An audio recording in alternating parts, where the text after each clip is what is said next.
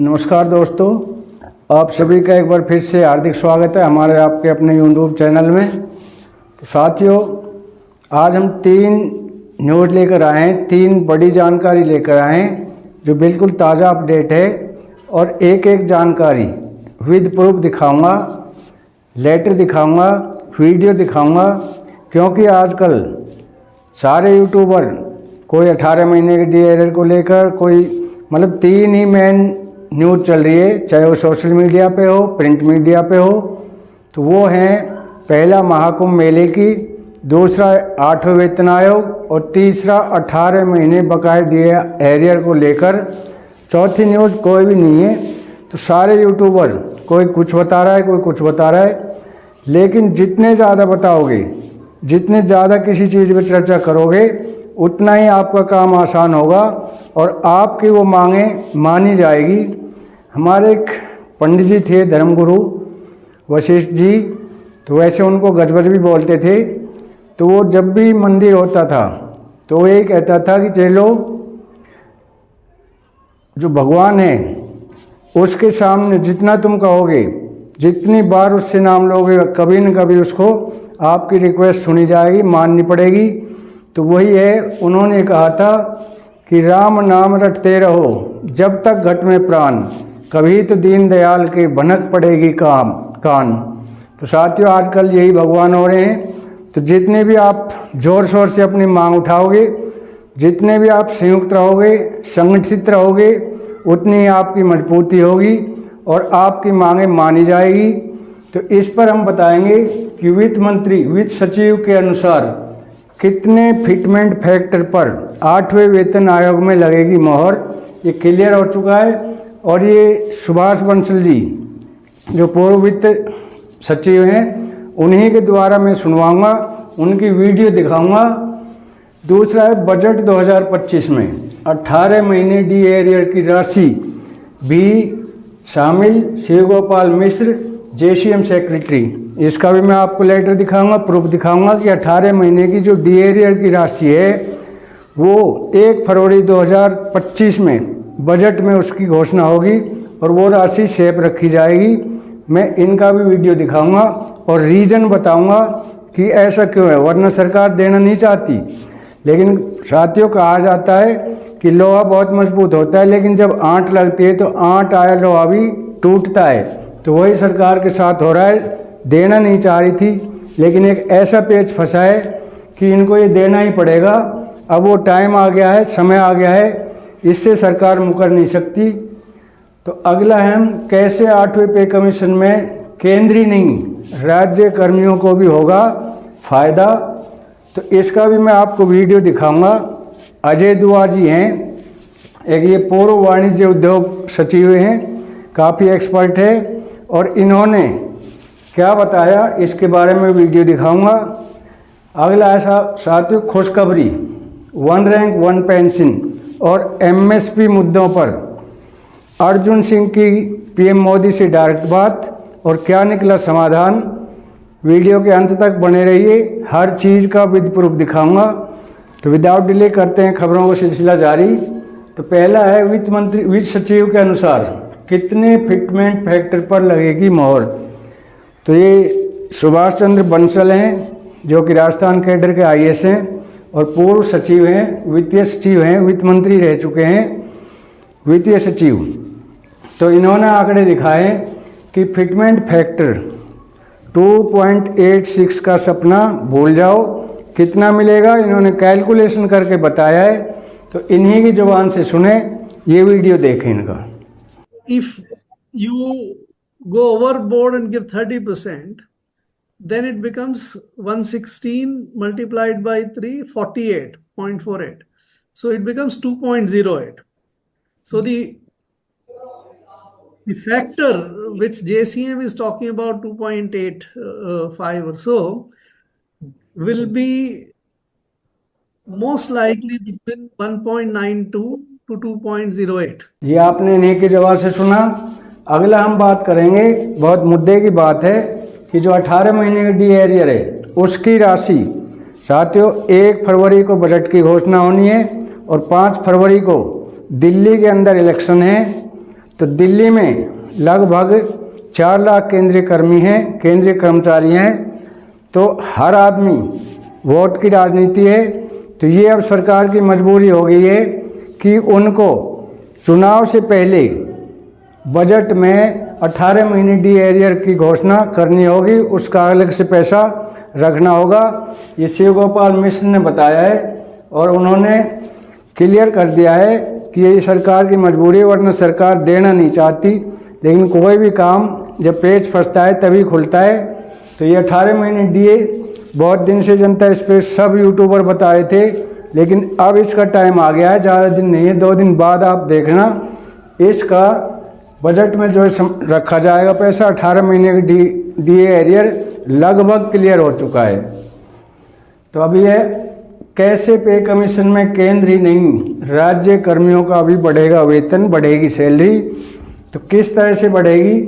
तो अजय दुआ हैं, ये पूर्व वाणिज्य उद्योग मंत्री वो सचिव रह चुके हैं, मंत्री रह चुके हैं। तो इन्होंने किस तरह से बताया है, पूरे कैलकुलेशन के साथ बताया है कि किस तरह से जो 8वां वेतन आयोग है इसमें केंद्रीय कर्मचारियों के साथ साथ राज्य कर्मियों का भी किस तरह से बढ़ेगा। तो इन्हीं के जवान से सुने, इनकी वीडियो देखें। अब अगला सवाल सर, जैसे ही 8वें वेतन आयोग के गठन की बात हुई सर, तमाम 1 करोड़ जो जितने भी जो सरकारी कर्मचारी हैं, स्टेट लेवल के हों, सेंट्रल में हों, पेंशनर्स हों, उनके मन में एक ही सवाल है सर कि कितना बढ़ जाएगा मेरा वेतन, कितने बढ़ जाएगी मेरी पेंशन। इसका जवाब हम आपसे लेना चाहेंगे सर, क्योंकि आप बहुत वरिष्ठ ब्यूरोक्रेट भी रह चुके हैं सरकार में, तो आपको लोग सुनना चाहते हैं, तो आप इसका जवाब दे तो बेहतर होगा सर। विशाल जी, मैं पहले ये कहना चाहूँगा कि जो वेतन आयोग है उसकी रिकमेंडेशंस जो सिफारिश होती हैं वो सरकार ने, हो सकता है वो माने ना माने, कुछ उसके अंदर फिर कोई चेंजेस करे, वो सरकार का अधिकार है, फाइनल डिसीजन सरकार की। पर सरकार ने जब इतने डिटेल में प्रोज एंड कॉन्स को विचार करने के लिए बड़ा आयोग बनाया, का सीनियर लोग इसके अंदर जाते हैं, तो प्रथा रही है कि जब तक आपको बहुत ज्यादा कष्ट ना हो किसी सिफारिश से तो मान लिया जाए। और ये सिफारिश केंद्रीय एम्प्लॉइज, केंद्र सरकार के एम्प्लॉइज और केंद्र के पेंशनर्स के बारे में होती है।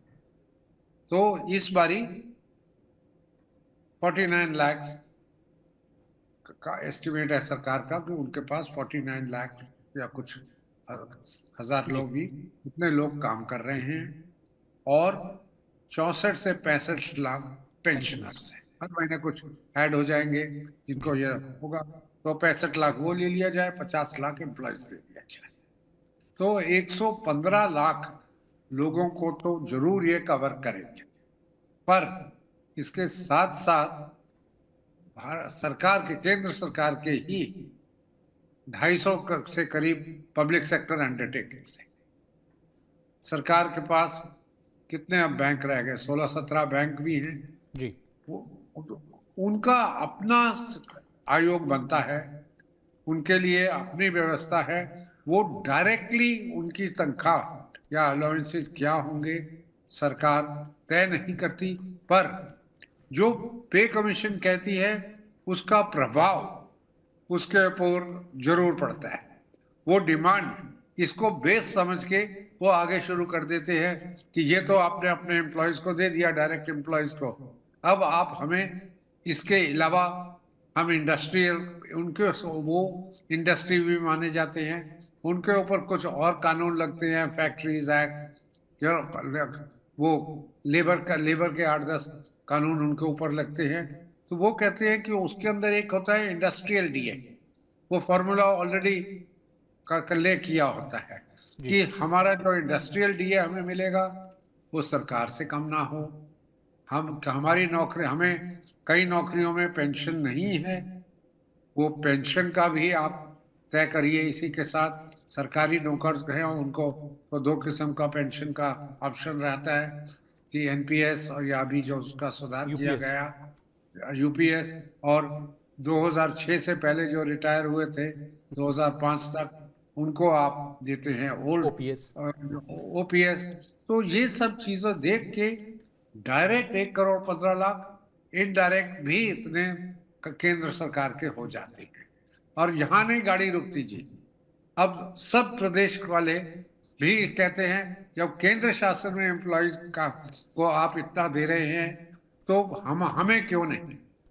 तो सब स्टेट्स वाले किसी को एक दूसरे का कॉपी करने की जरूरत नहीं कि भाई महाराष्ट्र में मिला तो गुजरात वालों को भी मिलना चाहिए, गुजरात में मिला तो राजस्थान में भी मिले। ये सब स्टेट्स क्या अपने कानून है। स्टेट्स में बहुत जगह रिटायरमेंट एज अलग है, ये नहीं है ना क्या सेंटर की अगर एक है एज है 60 साल, हर स्टेट में भी वो है।